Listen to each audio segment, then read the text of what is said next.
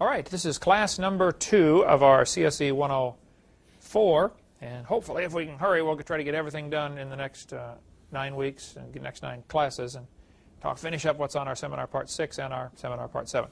Okay, we told you last week we reviewed some science, okay, about the Meissner effect and about the super cold temperatures in outer space and throwing a snowball too fast, etc., etc.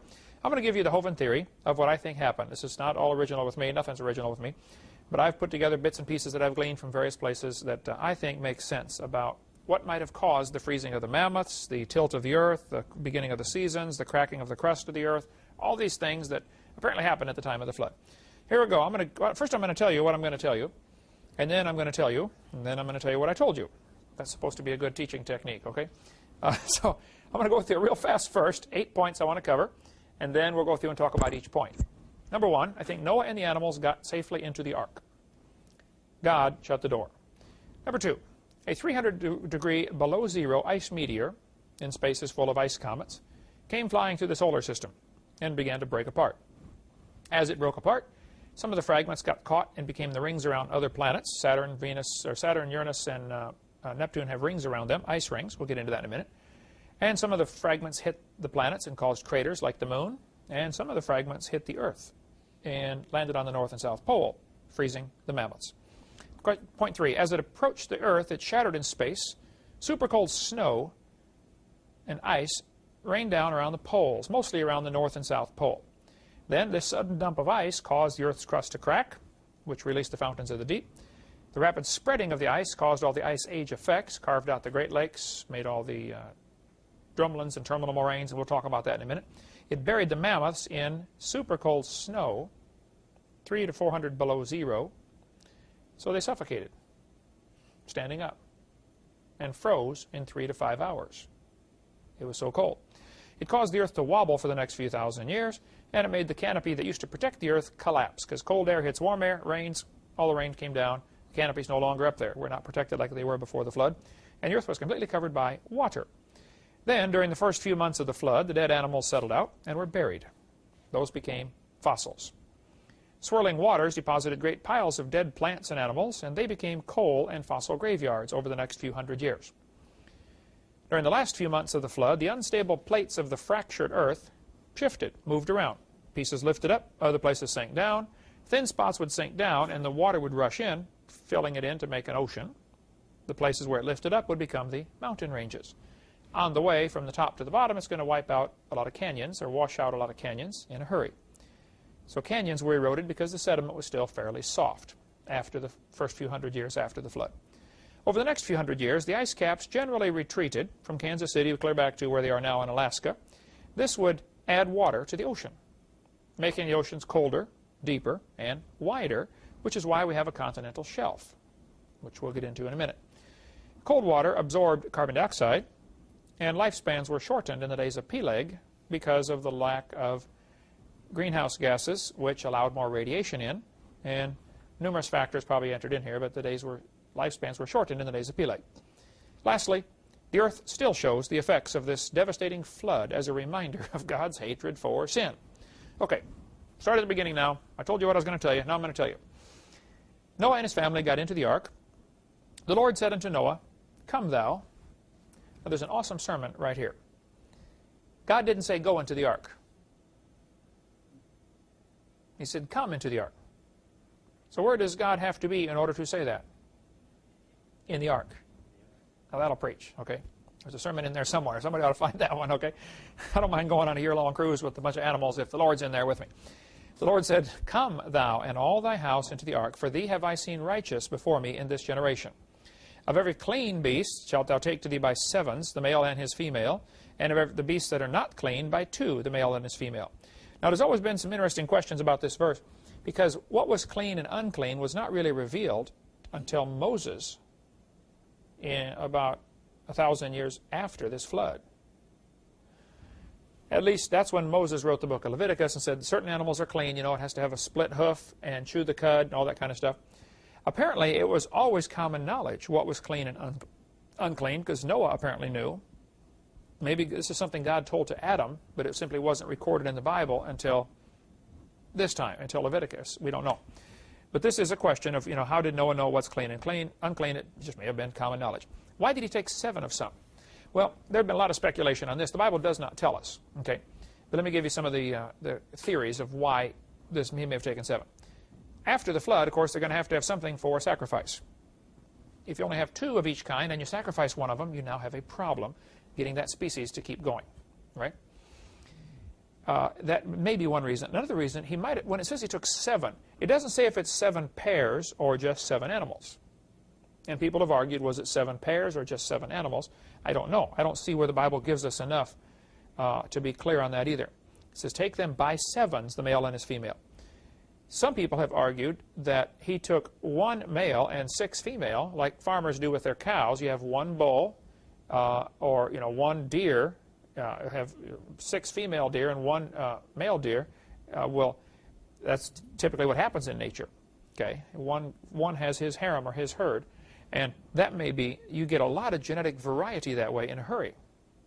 With 1 bull and 6 cows, you can get a genetic variation pretty quick, and that may be what he did. I don't know. The Bible doesn't say, so we'll have to just leave it at that. If you figure it out, let me know, please. Okay. Genesis 8:15. God said unto Noah, spake unto Noah, go forth of the ark, thou and thy wife and thy sons' wives with thee. This is when they went out of the ark. So back in Genesis chapter 7, they went in. First God said, come into the ark, and then he said, go forth. The Lord was in the ark with them. Or he would have said, come out of the ark, Noah. No, he said, go out of the ark, Noah. That'll preach, okay? And they that went in male and female and all flesh, as God had commanded him, and the Lord shut him in. Now, he only had to bring those in whose nostrils was the breath of life, and only those on dry land. No fish, no insects were required to go. Some probably did. How would you keep them out? Hopefully no termites, but of course the ark was coated inside and out with pitch, so maybe it wouldn't have been a problem. The Lord shut him in. Now this is an interesting, God shut the door. This is a good eternal security verse. If God shuts the door, it won't leak. People say, do you think you're going to heaven no matter what you do? Oh yeah. It'd be impossible for me to go to hell because God promised, if you have the Son, you have eternal life. He doesn't say you will get eternal life. He says you have eternal life. So if you could lose it, then you have temporary life. You don't have eternal life. I don't see how you can possibly lose something. If you have eternal life and you lost it, then it wasn't eternal. So you didn't have it. And we can go on all day on that topic. Churches split over that question right there, eternal security. But anybody reads their Bible long enough eventually comes to the conclusion that, the Baptists are right. Okay. Second thing that happened, a 300-degree below zero Fahrenheit meteor, this is in my hovind theory, came plowing through space and cratered the moon and the planets and made some rings around some of the other planets. Some planets have ice rings around them. Mercury has a lot of craters. It looks like something hit, made a hole, but we don't know what hit. Nobody sees the moon, for instance, get hit by anything. And yet the moon has lots of huge craters in it. What happened? If a chunk of ice hit it, it would make the crater and then melt away. See, the moon has very little gravity and no atmosphere.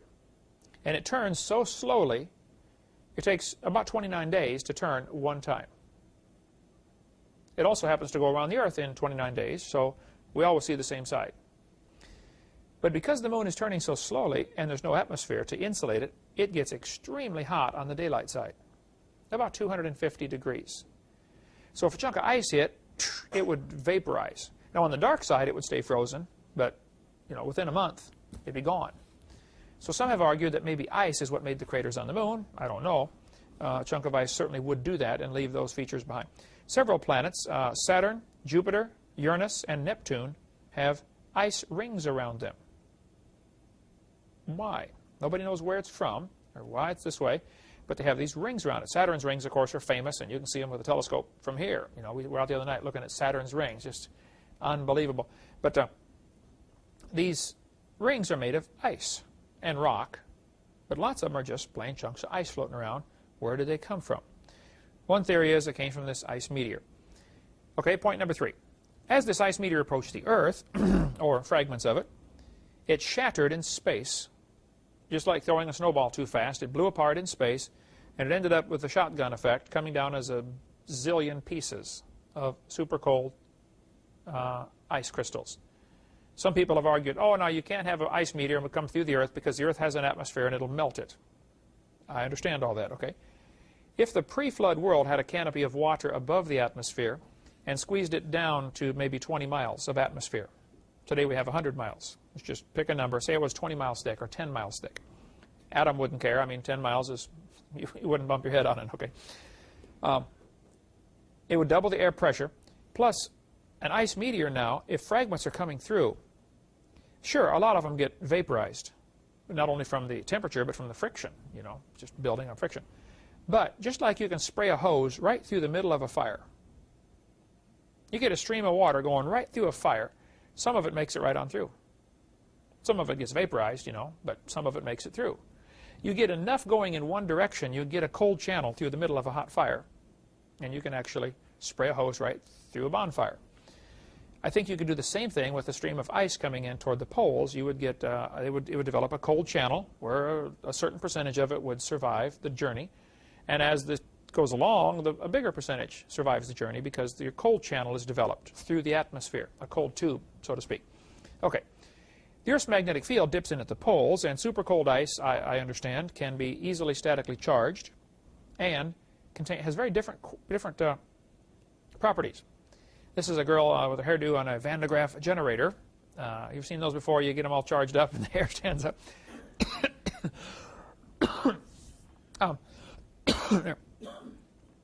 I've been told by Carl Baugh and a few others that extremely cold ice takes on unusual properties. Water molecules are bouncing around off each other. They generally have the positive side and the negative side sort of loosely attracted. A water molecule is shaped kind of like Mickey Mouse. You know, the big oxygen molecule and the two ears would be the two hydrogens, 105-degree angle between the two. Because they're sharing an electron, the hydrogen end is slightly positive and the oxygen end is slightly negative. So the negative attracts another positive, and water molecules they stick together. It's called cohesion, I think is the proper term for the surface tension it gets on it. But the molecules are kind of stuck together. Of course, you can break them apart easy enough. You can do it, you know, bite it off, no problem. But they are stuck together. If you get it colder and colder and colder, it turns to ice. At about 32 degrees, depending on several other factors, but roughly 32 degrees, the water changes to a crystal, to ice. As it changes to a crystal, it takes on a very definite pattern, and it actually swells up about 12%, which is why ice floats on water. And it's a good thing, or else all the fish would die. If ice shrank, almost all materials, as they get colder, they get smaller, which makes them more dense. Water is one of the very few substances that when it gets down to 4 degrees centigrade, which is about 37 degrees Fahrenheit, it's shrinking and shrinking and shrinking. When you get to about 37 degrees, it starts to swell up. It swells up 12%. Very interesting and very useful, because what would happen if the lakes froze and the ice went to the bottom? Then it would freeze again and go to the bottom and freeze again, and pretty soon the lake would freeze from the bottom up, making it real tough on the fish, right? So God designed water so that when it gets to a certain temperature, it swells 12%. Well, what happens if you keep getting it colder and colder and colder and colder, way past the freezing point? My understanding is that when you get ice down to negative 300 degrees, it starts to line up, the hydrogen molecules line up, and the oxygen molecules line up. It laminates. I've been told that at extremely cold temperatures, you can take a piece of ice, let's say 350 below zero, hit it with a hammer, and it behaves like lead. It won't break. It'll just flatten out. It becomes malleable, which is, gold, for instance, has many interesting qualities. It is malleable, which means you can hit it with a mallet, and it'll flatten out. It'll just keep spreading and spreading and spreading. You can beat gold extremely thin. And Carl Baugh has a good book called Panorama of Creation, where he says the firmament above the atmosphere was from the Hebrew word rekai, which means thin laminated sheets. I don't know if that's true or not, but it's interesting.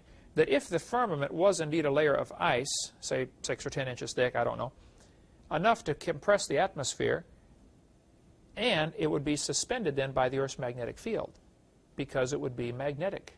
It becomes metallic. People say, well, what held the canopy up there? Well, I don't know, but possibly the magnetic field of the Earth did. If in the days of Noah the magnetic field was stronger, which we know that it's losing strength now, so we assume it was stronger in the days of Noah, maybe 20 times stronger, you could suspend the Earth's magnetic field, or suspend the canopy by the Meissner effect. Okay. As this ice, though, from the meteor comes in, it would tend to be deflected largely around the poles, as this animation shows here. Ice meteor would break apart. Most of it would end up dumped on the poles. Why? Because of the magnetic field of the Earth. That's going to tend to draw it mostly to the poles, not all of it, but some of it, hit everywhere. But a larger percentage would hit at the poles. This would end up with huge ice caps. Now, if we opened a hole in the ceiling here and started pouring in snow, it would start piling up. As the pile gets deeper and deeper and deeper, what happens to the edges? They start sliding out, right? I think that's where the ice age came in. The ice was sliding out from the stuff being piled on the poles. The Bible tells us there was water under the crust of the earth and water above the firmament. So I'm just going to believe it until you can prove it wrong. This article in Discover Magazine, 97, tells about a scientist and his theory vindicated. This guy said he saw chunks of ice hitting the atmosphere from one of the satellites. He could tell there were chunks of ice hitting the atmosphere. And they did a bunch of studies on this, and sure enough, they say, yep, it appears that giant chunks of ice as big as this house are hitting the atmosphere all the time. Now. It could be there are still fragments of ice flying around through space from some catastrophe 400 years ago, and we run into them once in a while. They don't seem to have any effect. Now the atmosphere is about 100 miles thick, so they would certainly vaporize on the way through. Just interesting thought that this guy did some studies, and it appears to be correct. So there used to be a canopy of water over the earth and water under the crust of the earth. As that came shooting out to the surface, the earth was totally covered by water during the flood, some liquid, some solid. Now some have argued, well, how do you get sedimentation under the ice caps? Good question. There are layers of sediment under the ice caps. Sedimentation indicates water, sedimentary rock. Well, ice floats on water. If you had ice dumped on the poles, it would float up, and once everything gets readjusted, it'll come back down and land. Drain the water off from under it, falls right back down. That's one theory, of what caused the ice age. Okay, this is a kind of a strange view of the North Pole. Down on the bottom right, you can see Greenland. My daughter and I flew over it a couple months ago, coming back from Ireland. We had a big storm in the Atlantic, so the pilot said, folks, we're flying way north. We are over Greenland. And for an hour, I stared out the window at Greenland. It was incredible. I bet I saw 3,000 glaciers. They're just everywhere, and it's so cool. What a bunch of wasted real estate. I mean, there's nothing you could do with it up there, unless you like ice cubes. Plenty of those. Well, on the far left, if this was a map, it'd be at about 10 o'clock. So you will see the arrow pointing to those islands. Those are called the New Siberian Islands. That's part of Russia. It's actually on the far right is Norway, Finland, Sweden, upside down to where you normally look at it. And then there going counterclockwise is all of Russia through 15 time zones. Huge country. On the New Siberian Islands, they find frozen animals. Frozen bobcat, frozen camels, frozen bison, mammoths.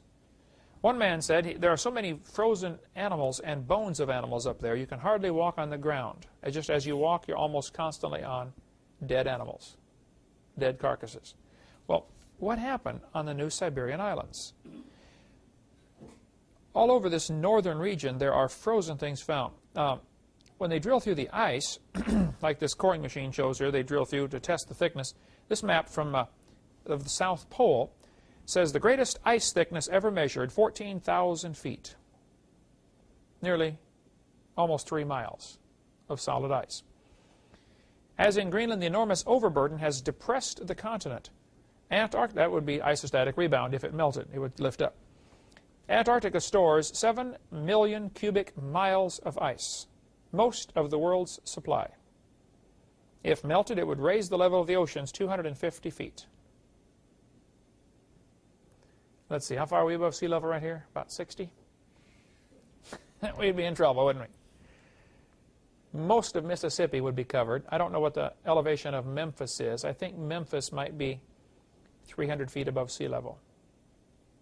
So the water would come in almost to Memphis. That would be the Gulf of Mexico if the ice melted. Okay. Notice at the upper right-hand corner of this National Geographic map, it says the Dirty Diamond Mine, dug here, 1962, yielded anthracite coal. Coal at the South Pole.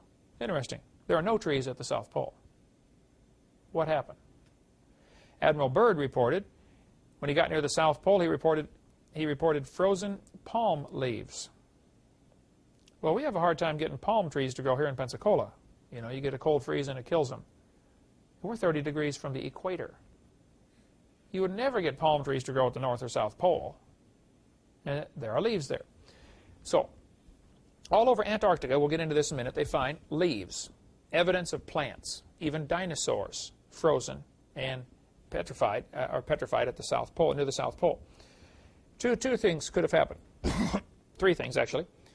Number one, the South Pole might have been near the equator and it moved. Pangea. You know, like they teach in the schools, the South equator used to be up here, you know, and the South Pole, Antarctica's moved around. I don't think so, but that is what some kids are taught. Or it could be there was a canopy of water over the Earth that protected it, and the whole Earth had tropical climate or near tropical climate everywhere. So palm trees grew there. Or it could be during the flood, the plants floated and landed in that location. So anyway, regardless, they do find trees and evidence of trees at the South Pole. Here's an article report. Scientists report finding fossils of dinosaurs in Antarctica's interior. Scientists have reported discovering the first set of dinosaur fossils ever to be found in the interior of Antarctica. The fossils are said to be the remains of a plant-eating dinosaur 25 to 30 feet long that lived about 200 million years ago. He needs to come to the seminar. The bones were spotted at a small section of exposed rock along the mountains, alongside the mountain, which lies about 400 miles from the South Pole. What's a dinosaur doing down there? How about this article? The discovery of thousands of well-preserved leaves in Antarctica has sparked a debate among geologists over whether the polar region, rather than being blanketed by a massive sheet of ice for millions of years, enjoyed a near-temperate climate as recently as 3 million years ago. In January, Mr. Webb, with David Harwood, an assistant professor of geology at University of Nebraska in Lincoln, and a couple other guys, found a deposit of leaves on the side of a cliff in a desolate stretch of the Transantarctic Mountains, which about 250 miles from the South Pole. The leaves, compressed by subsequent layers of ice, look like fossils, but unlike fossils, which leave only mineral traces of the original organism, the leaves retain their original cellular structure. So these are simply pressed, preserved leaves near the South Pole. At the North Pole, we have actually two North Poles. We have the magnetic North Pole, where your compass points, and your geographic North Pole, where the Earth spins around. I think they're about 800 miles apart. I don't remember the number, but it's something like that, roughly 800 miles. Now, if you live in Alaska, of course, there's quite a difference. You have to adjust your compass. When you get in your car and you think you're driving north, well, you're driving magnetic north. The compasses only point to magnetic north. Here in Florida, it doesn't matter because they both line up pretty well. So if your compass says north, well, you're still going north. Pretty close. Pilots, though, have to watch for this because the magnetic field of the Earth is a little irregular, and they will have to be adjusted, and they'll say, your compass is reading 8 degrees off. You know, pilots are constantly kept aware of that, you know, how to adjust their compass to be actually going true north. Otherwise, they'd be real lost in a hurry. Wouldn't land anywhere near where they're supposed to land. So I suspect the mammoths are up there chomping on their tropical flowers, and it began to snow. They'd never seen snow before. This was the fragments of ice coming in my theory. And so one of them said to the other one, he said, Herman, this is kind of peculiar weather we're having here. Let's get out of here. And they began to run around, and the snow got deeper and deeper and deeper. And I know here we are in Florida, but how many of you have ever been in snow before? You ever been in snow so deep you could not fall over? You're just walking along and you stand there and you can't even fall down because you're stuck. Well, yeah, Wisconsin, you probably still got snow up there, don't you, in April? I remember in June going up to northern Michigan, and we could still walk out on the lake. It's frozen in June. Why does anybody live up there? I don't know. But these mammoths were probably chomping on their tropical flowers, and it began to snow. They got running around trying to find a place to escape this, brand new disaster. They'd never seen anything like this before. And some of them ended up trapped in snowdrifts standing up. Snow buried them and suffocated them. You can suffocate in a hurry in a snowdrift. And they froze in a few hours. The Beresovka mammoth, in 1901, I believe it was found frozen, standing up. The wolves had eaten the trunk and some of the head and one of the front legs, but the rest of it was very intact and was taken back to, I believe they still have it in a big freezer in Russia someplace. Did you see this when you were in Russia, the Beresovka mammoth? Yeah, I have heard, but... You had not seen it, though. I think it's in Moscow, but I don't know. As the ice began scooting out toward the equator from this being dumped on the poles, it would carve out glaciers, or glaciers would carve out canyons. And all over the world you see mountains that are just obviously carved by glaciers, like the Matterhorn. Have you seen that one? They have a model in Disneyland. It's one of the Swiss Alps. The Matterhorn comes up and then goes back out and then goes up to a point. That's what makes it so hard to climb. You got to climb out to get going up again. So very difficult to climb the Matterhorn, they say. This is because glaciers went around it. It was a mountain. Glaciers went around it and carved out that place like this on the Matterhorn. Make a note for me to get a picture of the Matterhorn in here, would you, in slide number 158, I believe. Let's see. Yeah, after 158. And a lot of obvious glacial effects are found all over the world. There was an ice age. The question is, when? Okay, I don't think it was millions of years ago. If you go to Ohio, Kelly's Island is not too far from Toledo, Ohio. You can have to take a boat to get out to it. It's in Lake Erie. But you can go out to Kelly's Island, and you go all over Canada and see this feature right here. Glacial grooves, they're called. Scratches in the rock. If you took a great big huge rock the size of this house and dragged it across another big rock, it would leave scratches. Kind of like when you run your brake pads too low on your car, it scratches the grooves in the rotors or in the drum. And this is what you have. These glacial grooves are found all over the world, in the polar regions primarily. These happen to be from Kelly's Island, Ohio. Those are among many other features that tell us, yes, there was an ice age. These black lines on here show the terminal moraine. Who remembers what a moraine is? Remember what a moraine is? We talk about that in here? As the ice is sliding along, it bulldozes in front of it piles of rocks. You might end up with a pile of rocks a half a mile high. Maybe not that high, but hundreds of feet high, okay? It'll pile up these rocks in front, and then the ice melts back. Well, the rocks aren't going to move. They stay there.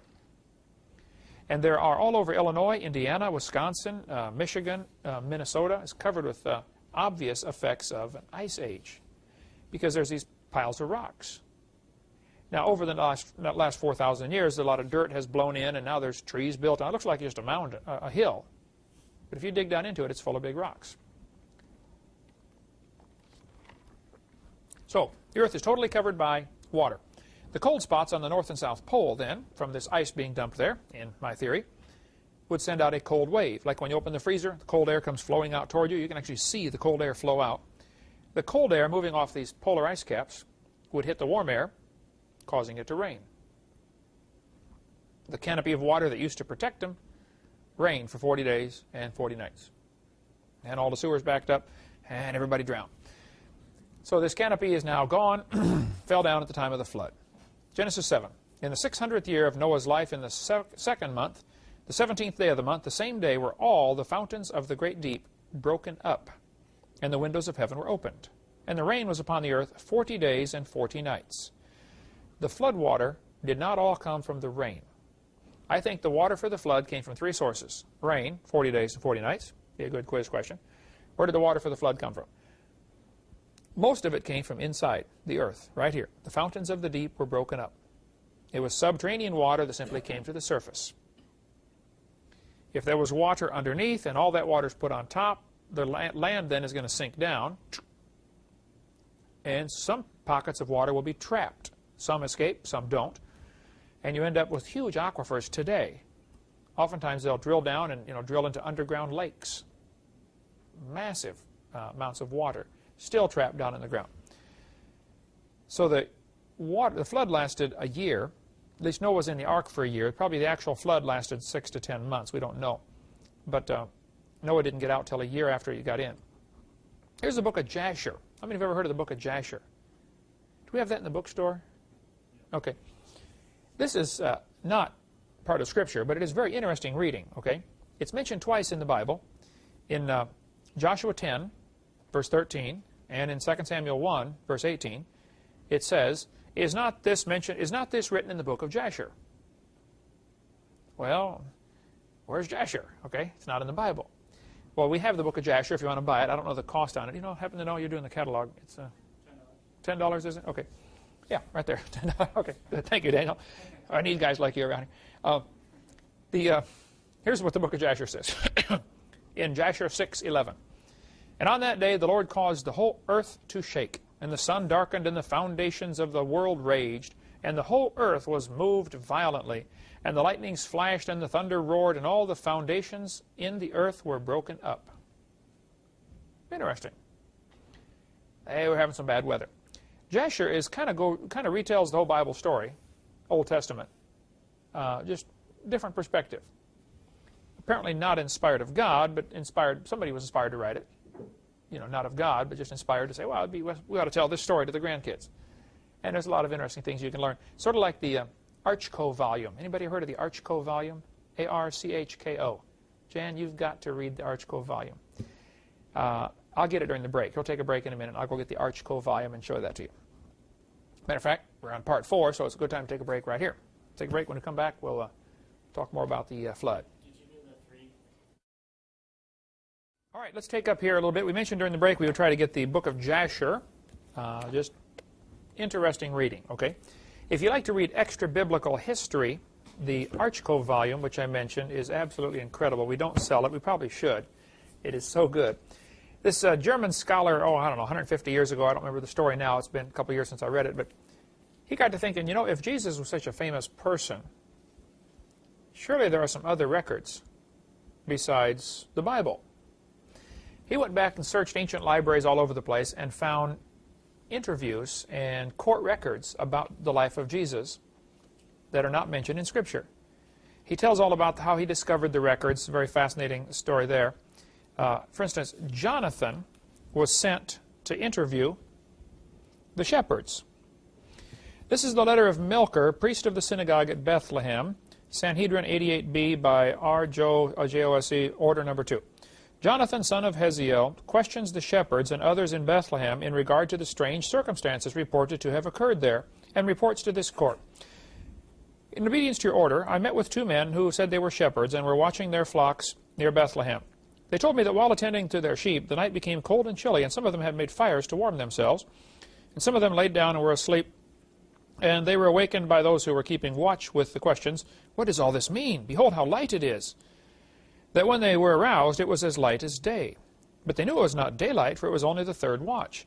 All at once the air seemed to be filled with human voices, saying, "Glory, glory, glory to the Most High God, and happy art thou, Bethlehem, for God hath fulfilled his promise to the fathers, in thy chambers is born the King, that shall rule in righteousness." Their shoutings would rise up in the heavens and then sink down in mellow strains and roll along at the foot of the mountains and die away in the most soft and musical manner they had ever heard. Then it would begin again, high up in the heavens, in the very vaults of the sky, and descend in sweet and melodious strains, so that they could not refrain from shouting and weeping at the same time. It goes on page after page describing his interview with these shepherds and what they saw that night. That's just one of the chapters in here. That type of stuff, extra biblical. Very interesting. Pilate has a report here. The report of Caiaphas. Anyway, if you like that type of thing, we make a note. Let's check and see if we can get it through our bookstore and carry it here. In case I got enough stuff to carry on my table, and it's not nothing to do with creation evolution. It's just fascinating reading. If somebody sees the tape and wants to get it, we'll try to have it in our bookstore. There's another extra biblical book called the Book of Enoch. Now, there's a lot of serious questions about this one. Many people think that some Catholic Jesuit priests wrote this to justify purgatory and some other Catholic doctrines. The Bible does mention the Book of Enoch. I forget where it mentions it, but as it says in the Book of Enoch, you know, just like it says about the Book of Jasher in Joshua chapter 10, it mentions Enoch.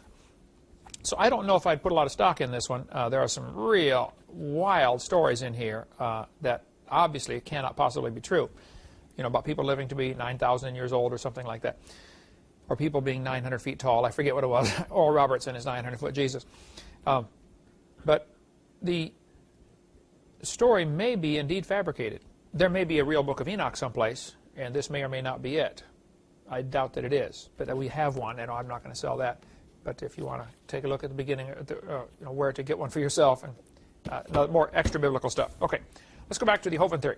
So this ice meteor is coming in, breaks apart, fragments get dumped on the North and South Pole.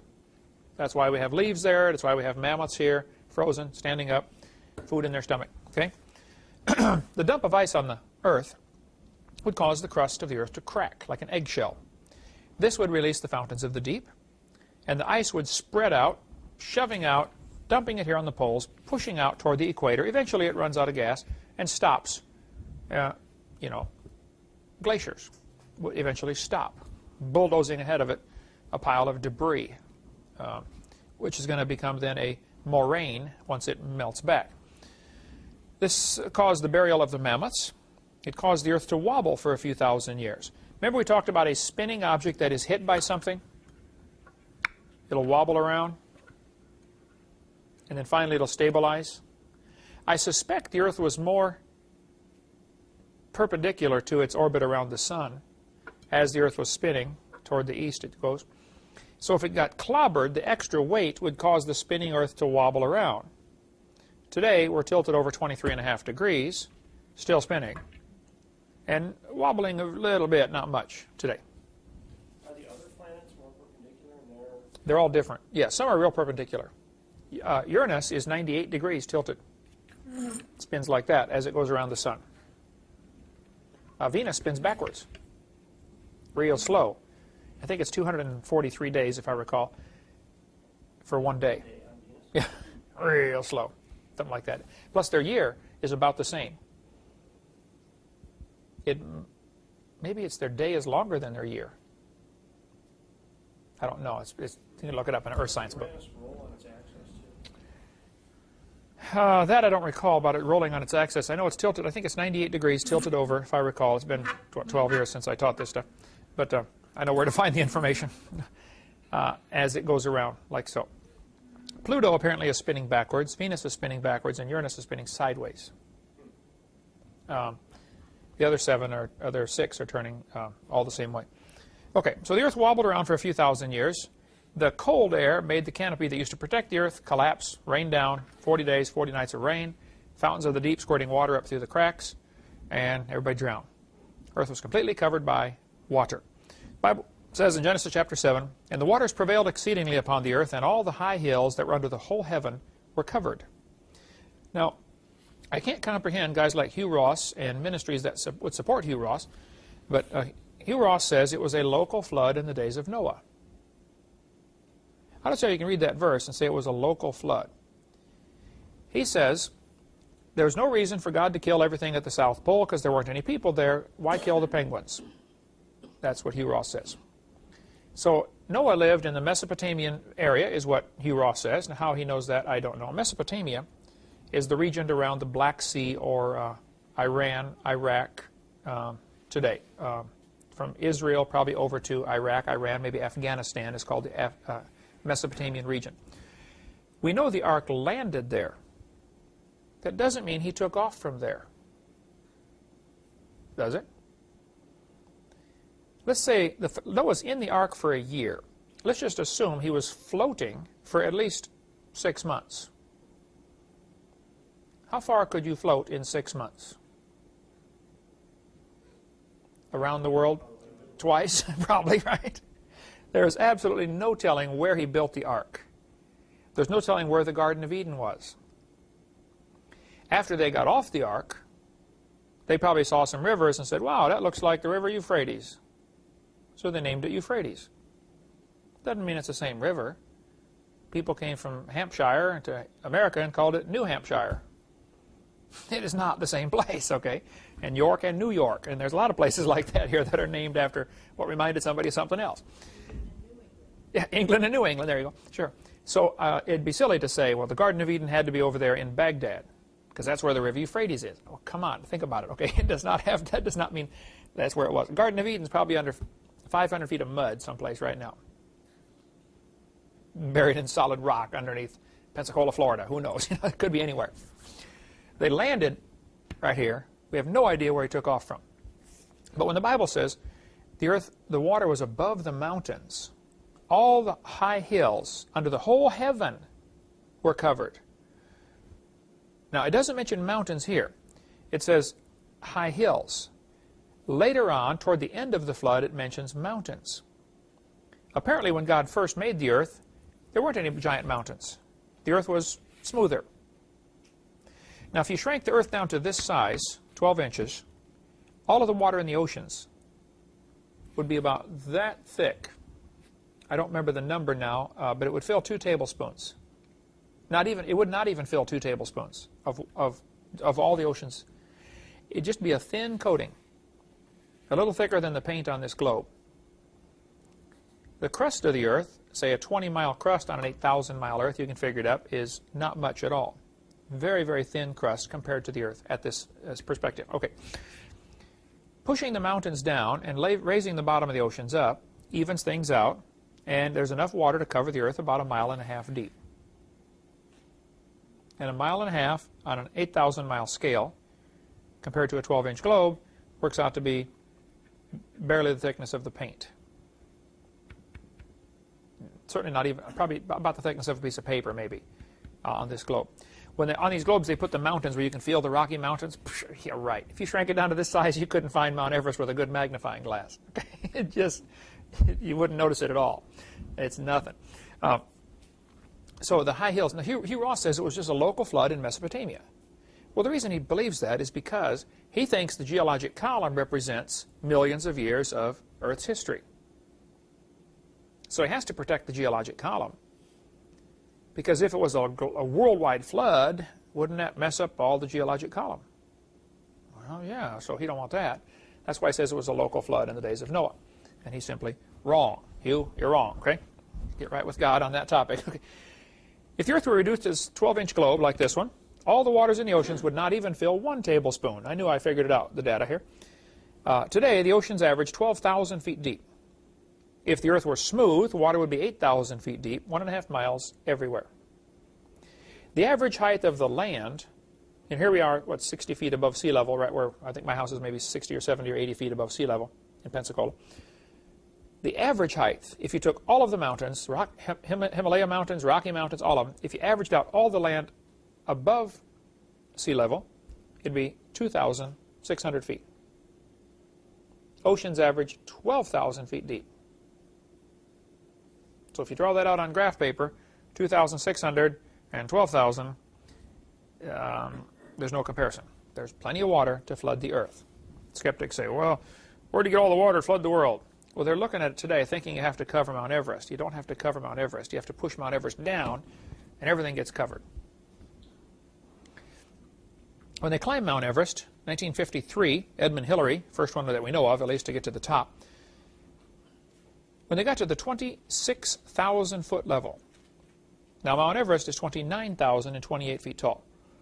At about 26,000 feet, they began to find petrified clams, seashells.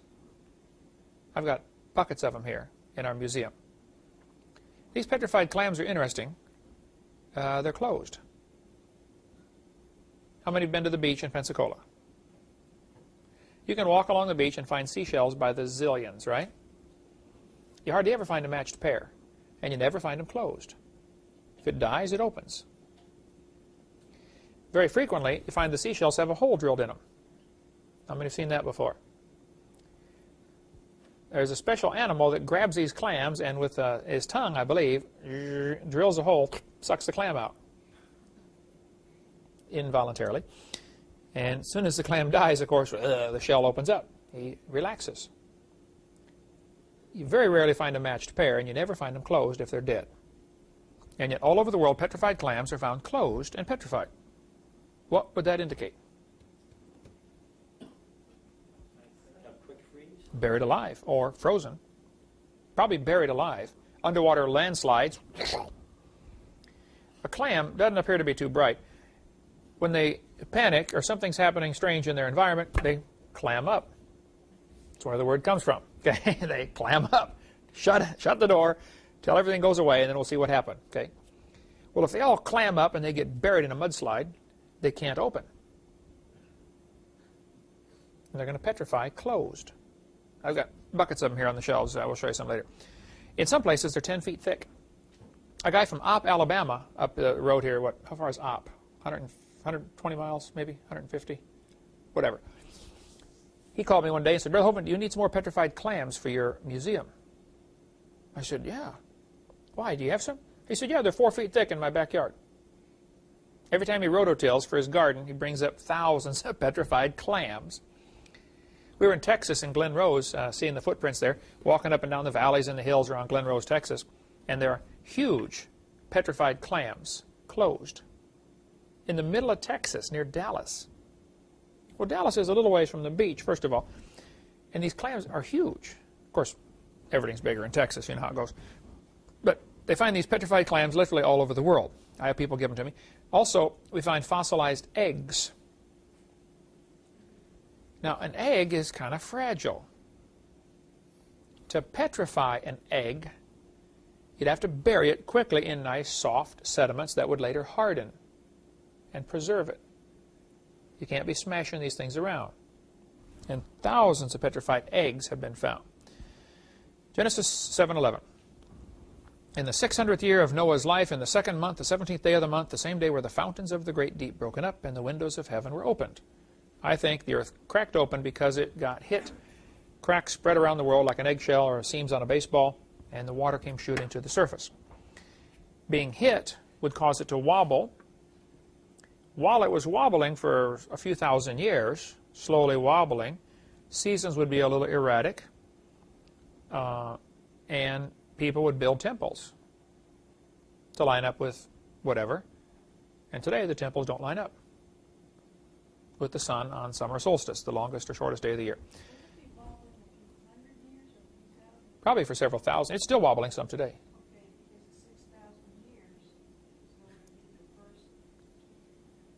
Well, if it got hit at the time of the flood, 4,400 years ago, and it wobbled for, say, 2,000 years, slowly the wobble would stabilize, like a gyroscope will slowly kind of stabilize.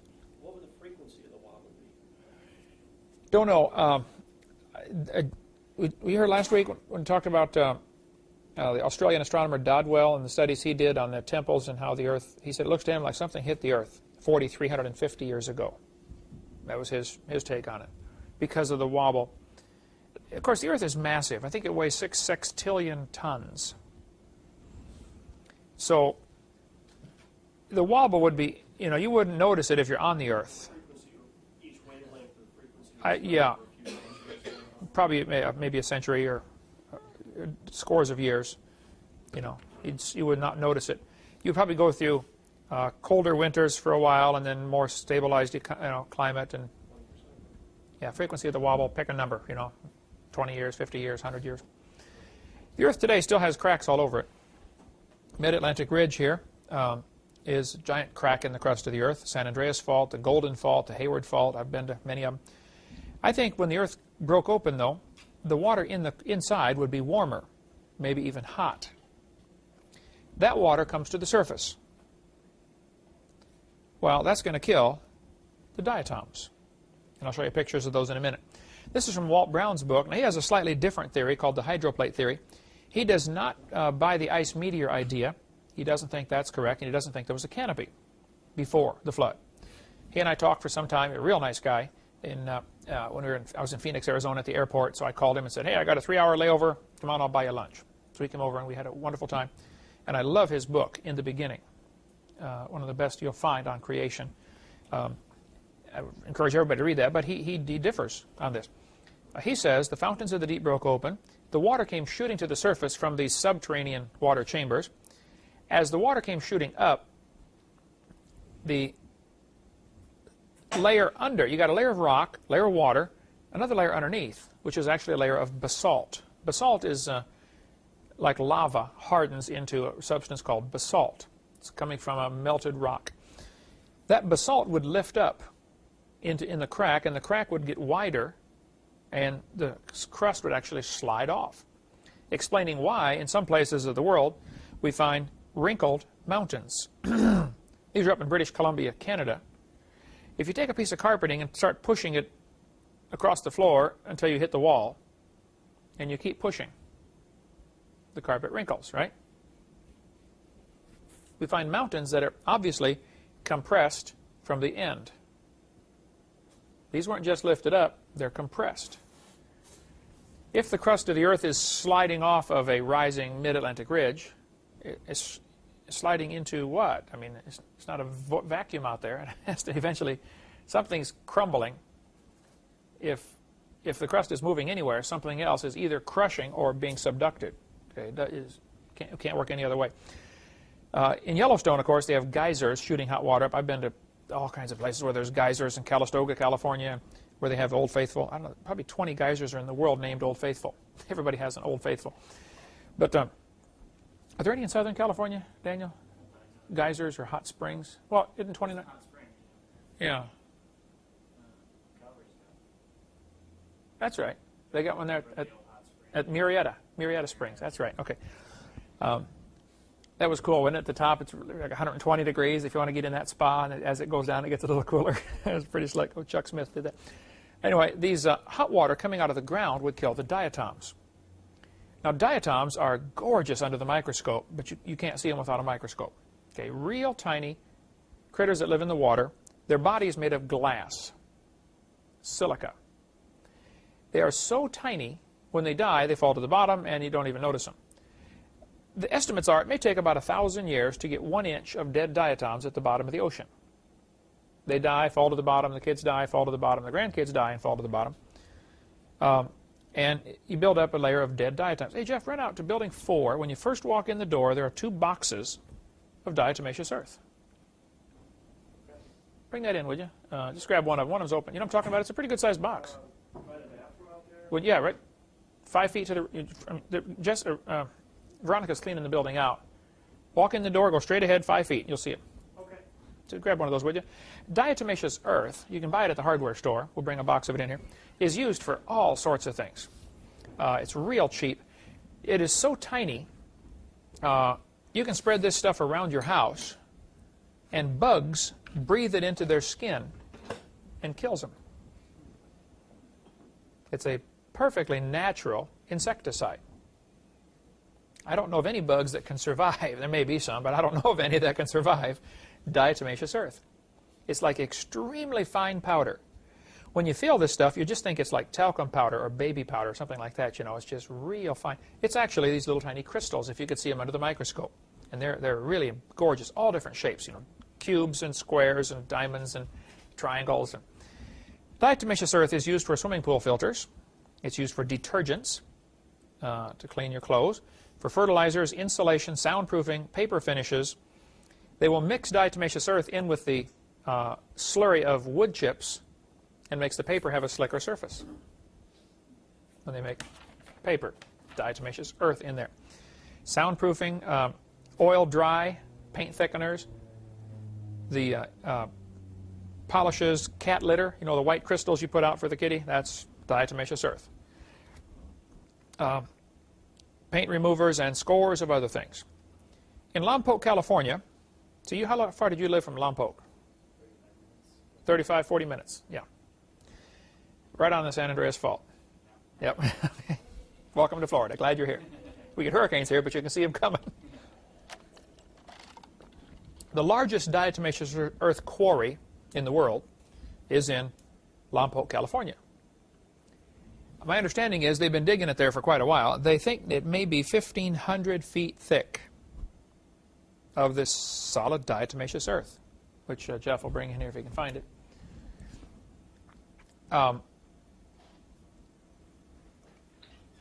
You find one? Oh, look at that. Oh, hey, set that right up here. No, you don't need to bring both of them. We'll look at it here. Well, I'll bring the open one here. Yeah, we'll let the guys see what diatomaceous earth looks like. How much was this at the hardware store? I forget. Pool time. This is used for pool filters, but diatomaceous earth, get some out here. You can put it around your house for kill the bugs. There, Nick, pass that around. Let everybody feel some of that. Very, very fine white powder. If you can see it under a good microscope.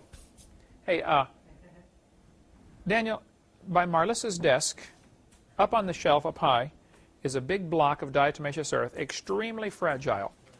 Bring that in here, would you? Just, I mean, it's like packed talcum powder. I normally don't put that on display because it'll crumble in a hurry. But we'll get that here. When I was in Lompoc, California, several years ago, I toured this diatomaceous earth quarry. And they showed me how they dig this stuff out with bulldozers. I mean, it's 1,500 feet thick. And it's rock, but it's extremely soft rock, you know, much softer than chalk.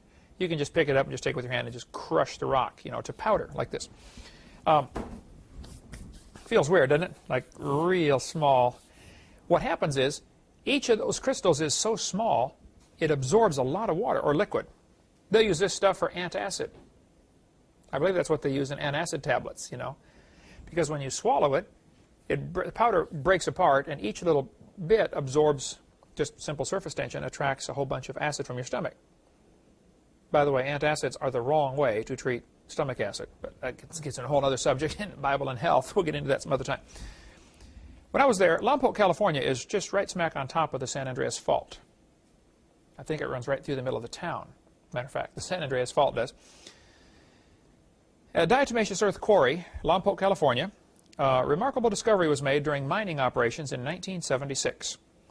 Workers at the Dicalcite Division of Grefco Corporation uncovered the fossil skeleton of a baleen whale, along with trillions of fish fossils. The whale fossil is standing on end in the quarry and is about 80 feet long. Now, some have argued, well, yeah, but the layers are tilted also. I understand. Okay, so actually the 80 feet of whale is not the problem. It's the thickness of the whale, about 8 feet. That's the problem to explain. Apparently the whole area has tilted up since then. Jessica, can you see if he needs some help or if he fell off and broke his leg? We don't want to lose Daniel or my diatomaceous earth sample that I have there. You can have that, Jan. That's it. What would you guess that weighs? 4 pounds. Very, very little, isn't it? This is what I got when I was there. This is diatomaceous earth. See the different layers? Yeah, the box right there, Nick, if you want to study it. This is extremely lightweight and very, very fragile. It contains probably 20 fish skeletons. Can you see those? They find fish packed in this diatomaceous earth literally by the trillions. He said, we dig through fossils here all the time. He said, when I was out there, I talked to the foreman. He said, man, about 6 months ago or something on the night shift, they were digging away this slab of diatomaceous. Now, they dig it out in layers kind of carefully because they grade it. Some's worth more than others, you know, depending how fine it is. Or sometimes there's impurities mixed with it. Obviously, this was deposited in a flood. But he said, we found the skeleton of a pterodactyl. It had a 60-foot wingspan. That would have been the biggest in the world. But we didn't tell anybody because as soon as you say, oh, we found a fossil, the museums and the universities say, oh, stop, let's come dig it out. What do you mean stop? We've got 80 guys working here. Stop, as in, you know, let everybody stand around. So they generally just don't even stop production. They don't dare tell anybody we found a fossil because it'll stop production. They're there to make money by digging out this diatomaceous earth. They're not there to dig out a fossil. But they dig through fossils like crazy all the time. Very carefully, Nick, if you'd pass that around, let everybody feel that thing. Very, very lightweight.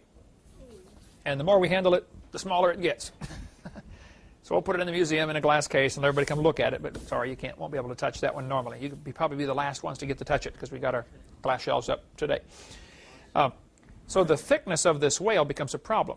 Let's assume it does take 1,000 years to get an inch of diatoms. Wouldn't the whale rot before he was covered up? How could an 80-foot long whale, say 8 or 10 feet thick, get preserved in solid diatomaceous earth?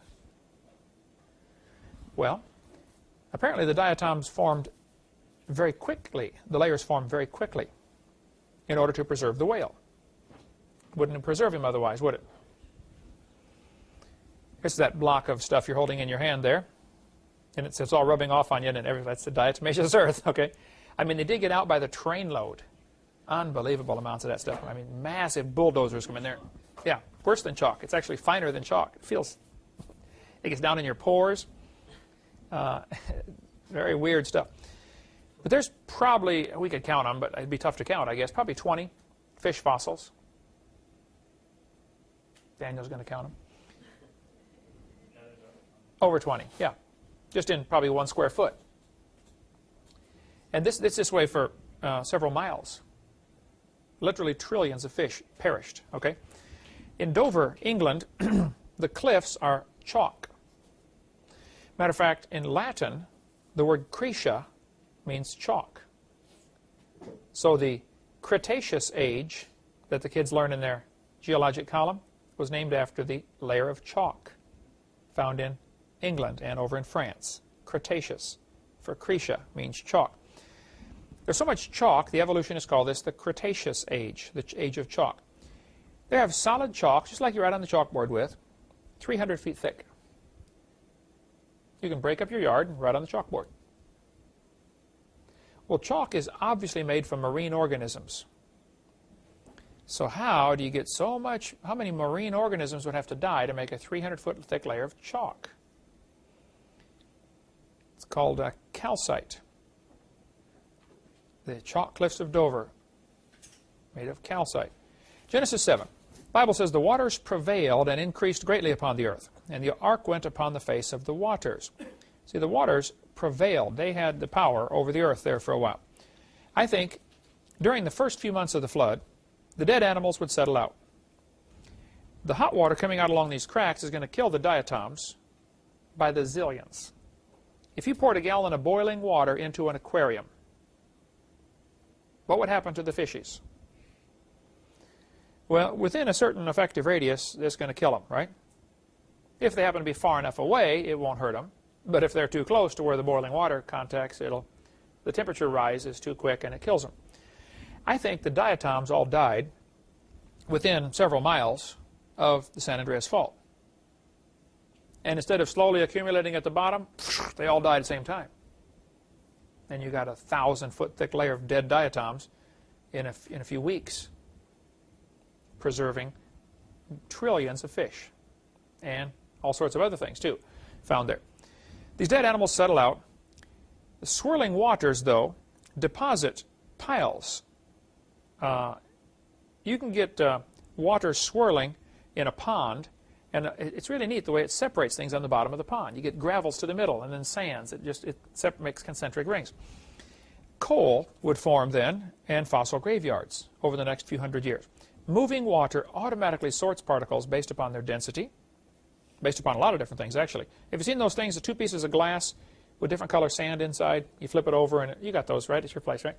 Makes all sorts of pretty patterns. Jessica, put on the list to, let's get 3 or 4 of those for the museum for the kids to play with, small ones. You can buy those at the mall. Where?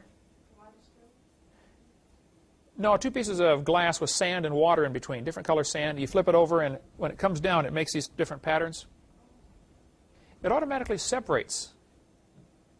Why does it do that?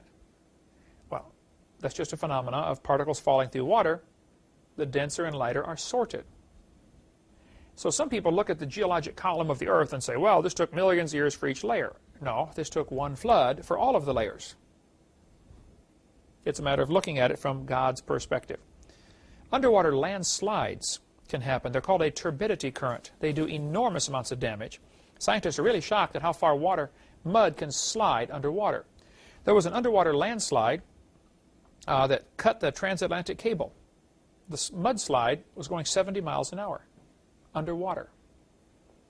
Fastest sub, probably 30, 35 miles an hour. 70 miles an hour. Cut off the transatlantic cable. Okay, swirling waters are going to deposit animals in fossil graveyards. And we'll quit here in a second. The animals, as they float around for a year or 6 months, would rot. You'd get huge eddies of swirling, rotting carcasses, trees, grass, mixture of everything in this muddy water in the flood. Now, it wouldn't be all turbulent all the time, every square inch of the earth, okay? I'm sure there's probably storms going on right now on the earth. It's not affecting us, is it? There's probably typhoons and hurricanes hitting someplace right now. It doesn't affect us. And when one hits us, it doesn't affect the folks in China.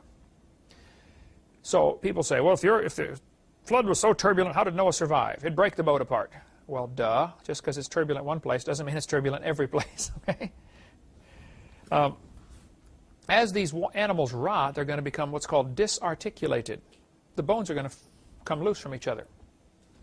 And they're going to end up buried in tangled up messes. Notice the dinosaur backbone here. There's no legs, no ribs, no head, just the backbone. And, importantly, no teeth marks.